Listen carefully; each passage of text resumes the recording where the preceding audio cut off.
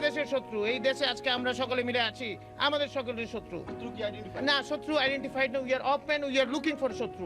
সাবেক স্বরাষ্ট্র প্রতিমন্ত্রী লুৎফুজ্জামান বাবর আবারও আলোচনায়, কিন্তু প্রশ্ন একটাই, কেন তাকে নতুন করে কোনো মন্ত্রিত্বের দায়িত্ব দেওয়া হলো না? এটা কি শুধু রাজনৈতিক সিদ্ধান্ত নাকি এর পেছনে রয়েছে কোনো আন্তর্জাতিক চাপ? বলা বাহুল্য, দীর্ঘ প্রায় 17 বছর কারাভোগের পর মুক্তি পেয়ে বাবর বলেছিলেন তিনি দেশ, ন্যায় ও আদর্শের ভিত্তিতে সবসময় রাজনীতি করে গেছেন।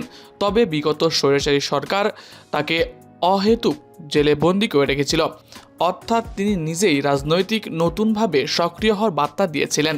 পদ না পাওয়ার সম্ভাব্য কারণ হিসেবে বিশ্লেষকরা মনে করছে দলীয় কৌশল ও নেতৃত্বে পরিকল্পনা, রাজনৈতিক পরিস্থিতি, অতীত বিতর্ক বা ইমেজ।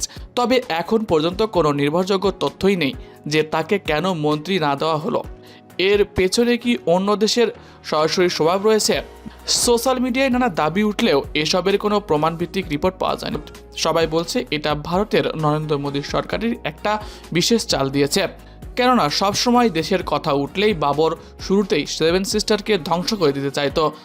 আর এই 7 সিস্টারই ভারতের অন্যতম দুর্বলতা বাংলাদেশের কাছে, আর এটাই তিনি বারবার উড়িয়ে দিতে চাইতেন। তবে কি মনে হয় এই 7 সিস্টারের কারণেই বাবরকে কোনো মন্ত্রিত্ব বা স্বরাষ্ট্র মন্ত্রী দেওয়া হলো না? এই নিয়ে আপনি আপনার মন্তব্য জানাতে পারেন কমেন্ট বক্সে। এছাড়া দেশের সকল খবর সবার আগে পেতে হলে আমাদের চ্যানেলটি সাবস্ক্রাইব করে পাশে থাকবেন।